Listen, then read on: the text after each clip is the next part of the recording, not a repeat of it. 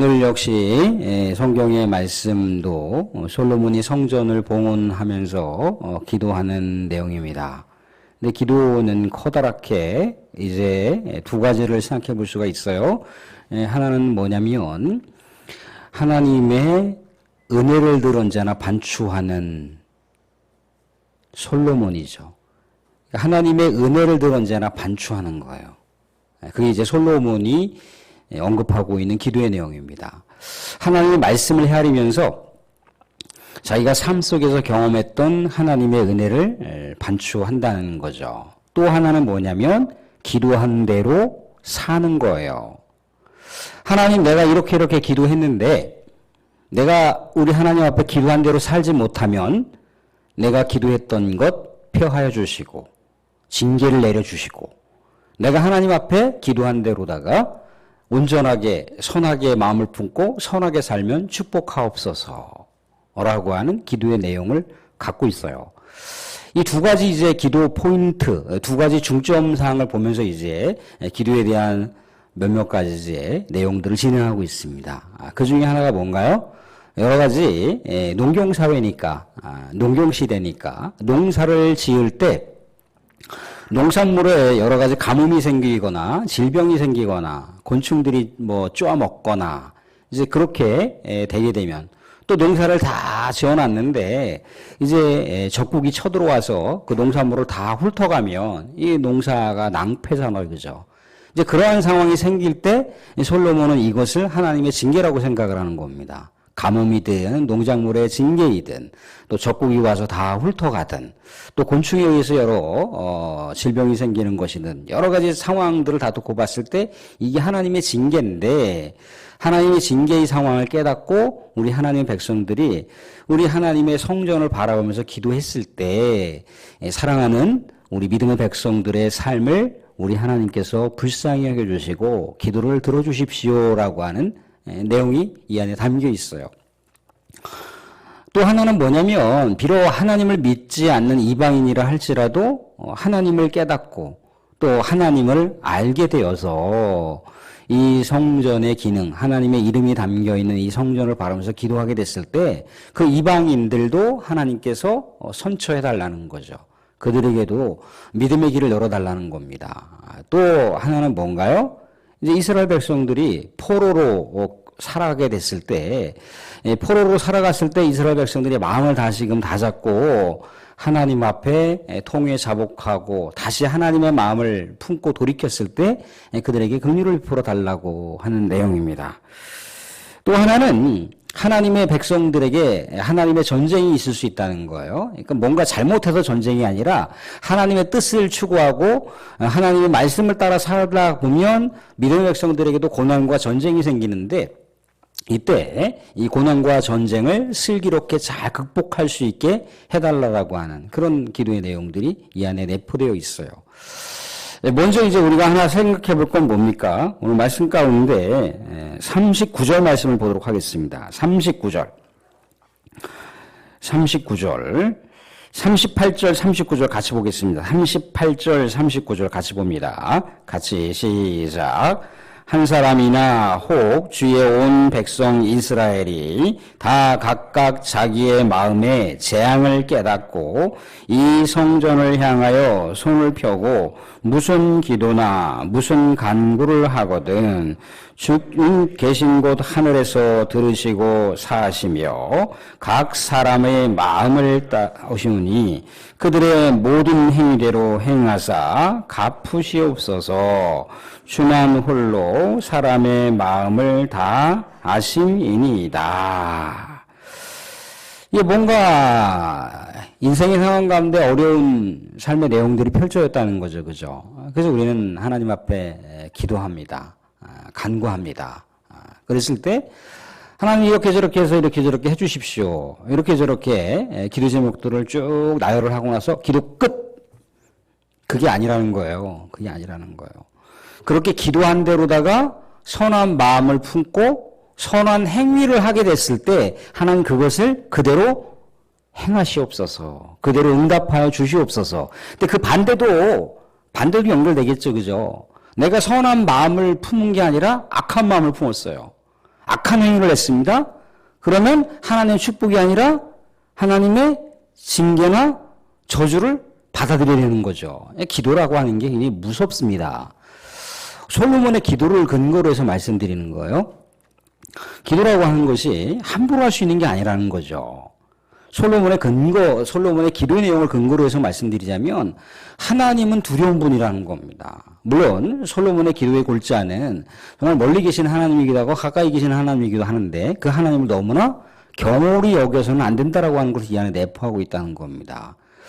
우리가 생각하고 우리가 경외하고 우리가 믿는 하나님은 결코 너무나 우리가 쉽게 이렇게 지나칠 수 있는 그런 존재가 아니라는 겁니다. 그분에 대한 선명한 의식이 있어야 돼요. 선명한 의식이 있고 우리가 기도를 했습니다. 그러면 내가 기도한 대로다가 살아야 되는 거죠. 그죠? 이 기도의 원리예요. 원리. 얘기하고 있지 않습니까? 39절 다시 보시면 주님 계신 곳 하늘에서 누르시고 사하시며 각 사람의 마음을 아시오니 그들의 모든 행위대로 행하사 하나님의 말씀에 따라서 선하게 살고 선하게 판단하고 선하게 행동하면 선한 축복의 역사가 있을 것이지만 그렇게 살지 못하면 하나님의 징계의 회초리와 진노의 저주가 있을 것이라고 하는 것 당연히 예상되는 거잖아요. 그죠? 그것을 선명하게 잊지 않고 그것을 늘 언제나 각인하여 우리 하나님의 존재를 생각하며 하나님을 바라보게 됐을 때 우리는 우리가 기도하고 있는 내용들 가운데 정말 우리의 삶의 긴장성을 가지고 그렇게 살아가려고 할 수가 있다는 거죠. 솔로몬의 두 번째 기도는 뭔가요? 오늘 말씀 가운데 이방인이라도 41절 보시면 먼 지방에서 온 이방인이라도 42절 보시면 그들이 주의 크신 이름과 주의 능한 손과 주의 펴신 팔의 소문을 듣고 와서 이 성전을 향하여 기도하거든 그들의 기도를 믿음의 백성들의 기도처럼 응답해 달라고 하는 그런 기도 내용인 거예요. 성경의 말씀 가운데 우리는 다 이방인들이었습니다. 150년 전만 해도 우리는 다 예수 믿는 사람 아무도 없었어요. 다 이방인들이에요. 그죠? 그런데 이 솔로몬의 기도를 우리가 생각해 보게 되면 어떻습니까? 우리 예수 그리스도의 이름을 붙들고 기도할 수 있는 놀라운 은혜를 우리가 받았어요. 그런 축복을 받았다는 거죠. 또 예수 그리스도의 이름, 우리 하나님의 이름이 지정된 그곳, 교회라고 하는 곳에서 우리가 예수 그리스도를 찬양하고 우리 하나님을 경배하는 우리 예배 공동체의 선한 그런 믿음의 길을 갈 수가 있는 우리가 특혜를 받았다는 거죠. 근데 이 특혜는 우리만 누리라고 주신 건가요? 우리가 우리 하나님께 예배를 드리고 우리가 믿음의 백성들이 친교하는 것은 거기서 제한되는 게 아니죠. 그죠? 그러면 우리처럼 우리 하나님의 놀라운 사랑과 축복과 은혜를 받은 우리는 그 이전에 우리에게 그렇게 사랑과 은혜와 기도에 빚진 자들이 우리들에게 와서 복음을 증거하고 또 우리에게 또 기도와 예배를 가르쳐주고 그렇게 했다는 겁니다. 그렇다면 우리도 능히 마찬가지로 우리가 또한 사랑의 빚을 졌고 은혜의 빚을 졌고 기도의 빚을 졌다는 거예요. 우리도 갚아야 되는 거죠. 그죠? 믿지 아니하는 영혼들에게 또 믿지 않는 우리 가족들에게 우리가 계속해서 사랑을 또 실천하고 그들에게 복음을 또 증거할 수 있는 삶의 여백이 늘 언제나 우리 가운데는 무거운 사명처럼 담겨 있다라고 하는 것을 내포하고 있습니다. 솔로몬의 세 번째 기도는 뭔가요? 세 번째 기도는 이렇게 얘기를 하고 있습니다. 44절 보시면 주의 백성이 그들의 적국과 더불어 싸우고자 하여 주께서 보내신 길로 나갈 때 그들이 주께서 택하신 성읍과 내가 주의 이름을 위하여 건축한 성전이 있는 쪽을 향하여 여호와께 기도하거든 45절 끝에 그들의 일을 돌아보옵소서라고 하고 있어요. 이것은 믿음의 백성들 앞에 펼쳐지는 전쟁이 꼭 어떻습니까? 뭐가 죄가 적기 때문에 나타나는 전쟁일 수도 있지만 또 한편으로는 뭔가요? 믿음의 백성들의 선한 길을 간다고 했을 때 믿음의 백성들 예수 그리스도를 믿는다라고 하는 자체는 이미 고난의 길에 들어선 거예요. 여러분 예수 그리스도를 믿고 나는 축복의 길을 간다라고 그렇게 너무 호언장담하지 마세요. 예수 그리스도를 믿는다라고 하는 것은 당연히 고난의 길을 따르는 거예요. 왜? 예수가 십자가 길을 졌는데요. 예수가 고난의 길을 갔는데 그런 예수를 여러분들이 받아들였잖아요. 여러분들이 영접했잖아요. 그죠? 그럼 여러분들의 삶 속에서도 고난과 가시밭길이 있다는 걸 예고해 주는 겁니다. 여러분들의 삶 속에서도요. 얼마든지 아픔과 시련과 십자가 고난의 길이 예고될 수 있다라고 하는 걸 예상해 주는 거예요. 그게 예수 믿는 거예요. 예수 믿었으니까 내가 이 세상 가운데 뭐 이런저런 다 축복을 받고 누린다. 그거는 반쪽입니다. 반쪽.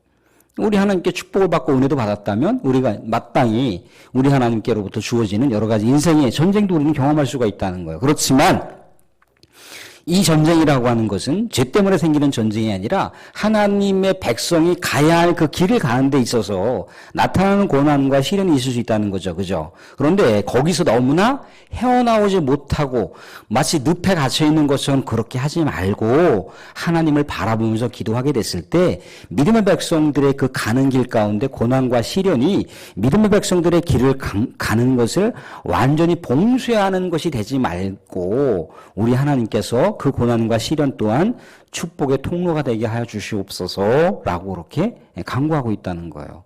사랑하는 우리 믿음의 백성들에게도 동일하다는 거죠. 이 솔로몬의 기도가 우리의 삶 속에도 귀하게 적용이 되는 건 어떻습니까? 믿음의 사람들 각 가정마다 뜯어보면 다 훑어보면 그 누구에게인가조차 말 못할 사연과 그런 가슴앓이들이 있어요. 그죠? 그런 가슴앓이들 물론 우리가 다 헤아릴 수는 없지만 하나님은 아신다는 거죠. 그죠? 그 가슴앓이라고 하는 것은 하나님께서 뭐라고? 왜 그런 가시와 그런 시련들을 주셨습니까? 그 은혜의 통로라는 거, 은혜의 통로. 은혜의 축복 저장수예요.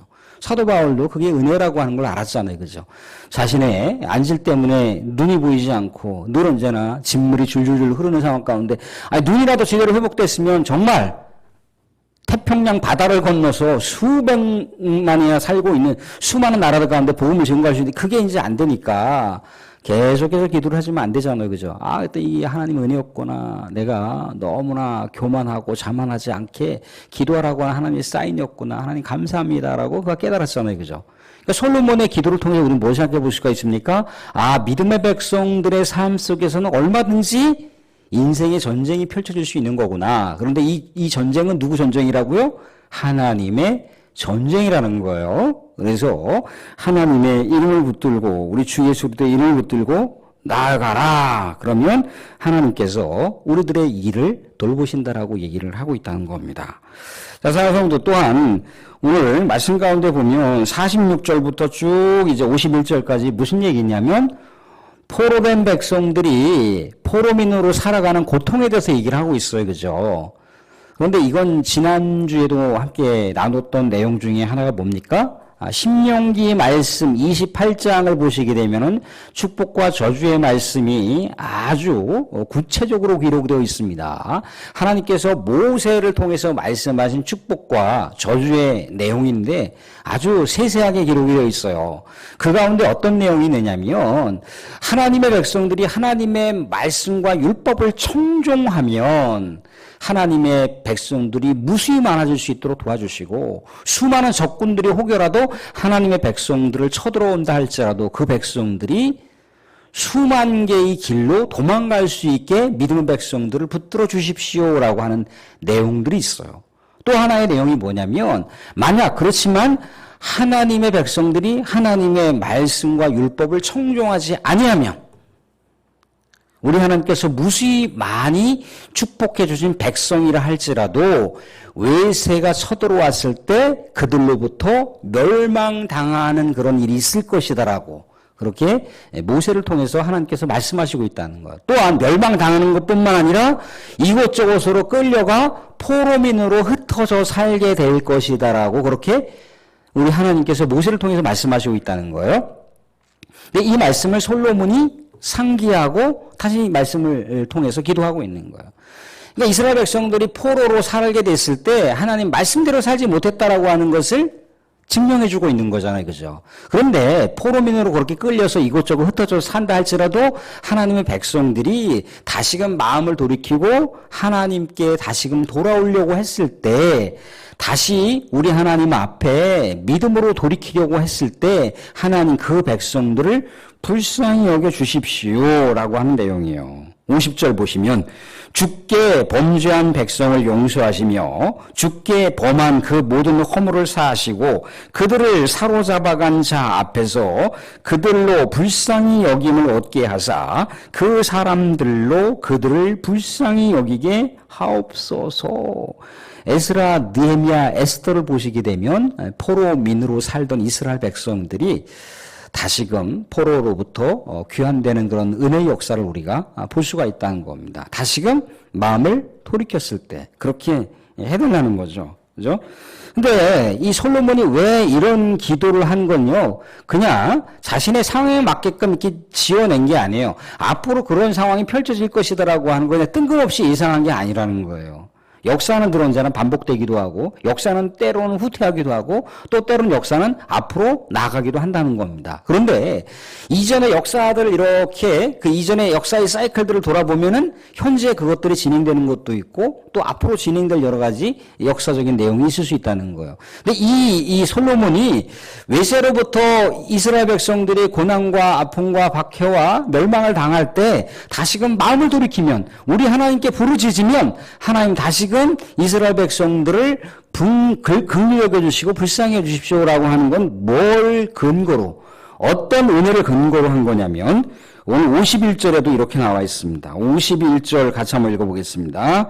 51절 52절, 53절 같이 한번 읽으면서 마무리하도록 하겠습니다. 자, 51절부터 같이 보겠습니다. 같이 시작. 그들은 주께서 철품무 같은 애굽에서 인도하여 내신 주의 백성 주의 소유가 됨이니이다. 원하건대 주는 눈을 들어 종의 간구함과 주의 백성 이스라엘의 간구함을 보시고 주께 부르짖는 대로 들으시옵소서. 주 여호와여, 주께서 우리 조상을 애굽에서 인도하여 내실 때 주의 종 모세를 통하여 말씀하신 같이 주께서 세상 만민 가운데서 그들을 구별하여 주의 기업으로 삼으셨나이다. 아멘. 이스라엘 백성들의 본질적인 정체성, 변하지 않는 정체성 뭔가요? 그들은 하나님의 백성이라는 겁니다. 하나님의 소유라는 거예요. 그 소유라고 하는 건 상속을 얘기하는 겁니다. 하나님의 상속자들이에요. 하나님의 상속자들. 그러니까 그것에 대한 뿌리 깊은 자신들의 어떤 삶의 정체성을 솔로몬이 기억을 하는데 이미 이스라엘 백성들에게 하나님 말씀이 주어졌죠. 그죠? 그 말씀을 다시 한번 상기하면서 자기보다 이전에 앞선 세대들에게 은혜를 부어주셨던 그 은혜들을 다시 한번 반추하면서 솔로몬이 자신의 은혜의 기도의 근거로 삼았다는 거예요. 사실은 오늘 솔로몬의 기도는 뭐 여러 가지 그 4가지 정도의 기도 내용들을 우리가 볼 수가 있는데 2가지로 압축할 수가 있다는 겁니다. 하나는 뭔가요? 기도한 대로다가 살아야 된다는 겁니다. 또 하나는 뭔가요? 하나님 말씀과 은혜를 반추하는 기도라는 거예요. 사실 우리도 기도하게 됐을 때 이런 솔로몬의 이 2가지 기도의 중요한 이 요건들을 생각해 볼 수가 있어야 됩니다. 내가 과연 기도할 때 나는 과연 그 기도한 대로다가 살려고 했는가를 우리 스스로 살펴봐야 된다는 겁니다. 또 하나는 뭔가요? 나는 내가 나의 삶 속에 여러 가지 삶이 우울하고 답답하고 괴롭고 막 짜증이 나고 나 스스로도 나 스스로 통제할 수 없을 때 어떻게 하면 좋습니까? 우리는 다시 말씀으로 돌아가야 된다는 거죠. 우리 하나님께서 나에게 부어주신 말씀이라고 하는 우리 믿음의 공동체에 대한 공동체적인 보편성이 있지만 공동체적으로 적용할 수 있는 것이 있지만 또 개인적인 신앙의 은혜가 있어요. 그죠? 개인적인 신앙의 은혜는 나한테 적용하셔야 되는 거예요. 다른 사람한테 들이밀면 안 돼요. 우리 하나님께서 나에게만 고유한 그 은혜에 놀라운 그 축복의 사건도 주셨는데 물론 서로 교류하고 서로 교제할 수는 있어요. 그죠? 내가 받은 은혜를 다른 사람들과 나눌 수는 있습니다. 그렇지만 내가 받은 여러 가지 은혜에 대한 내용들을 상대방에 그대로 갖다가 덧입히면 안 돼요. 상대방에게 주는 또 하나님의 은혜는 나하고 다를 수 있단 말이죠. 마치 내가 받은 은혜를 상대방도 그렇게 해야만 은혜를 받는 것으로 강요하는 것은 그것은 진정한 신앙인의 모습이 아니에요. 그러니까 솔로몬도 자신이 받은 은혜의 체험들을 하나님 앞에 나아가는 그 기도 내용들을 반추하는 거죠. 반추하면서 우리는 기도를 늘 언제나 우리가 받은 은혜들을 늘 반추하면서 다시 돌아보는 거. 하나님께서 나를 정말 이렇게 사랑해 주셨는데 내가 우리 하나님 앞에 너무나 제대로 못 산 것 같다. 우리는 또 주변에 있는 사랑하는 가족들의 삶도 그렇고 우리 믿음의 공동체의 삶도 또 이렇게 반추해 볼 수 있잖아요. 그죠? 우리 처음 만났을 때 그 뭔가 상대방에 대한 궁금증, 또 상대방과 나와의 어떤 또 코드가 잘 맞는 게 있었잖아요. 그죠? 또 그런 것들을 또 뭐 하나님 앞에 우리가 첫사랑을 또 고백할 수 있지만 우리 믿음의 공동체의 첫사랑을 또 우리 스스로도 또 반추할 수 있는 것. 그게 은혜라는 겁니다. 오늘 두 가지 솔로몬이 우리 하나님 앞에 나아갈 수 있는 기도의 근거. 말씀대로다가 기도대로다가 살아가려고 했다라고 하는 것. 또 말씀을 반추하고 자신이 받은 은혜를 반추했다라고 하는 것. 이 두 가지가 우리 사랑하는 성도들에게 기도의 근거 또 기도의 능력이 될 수 있기를 주님의 이름으로 축원드립니다.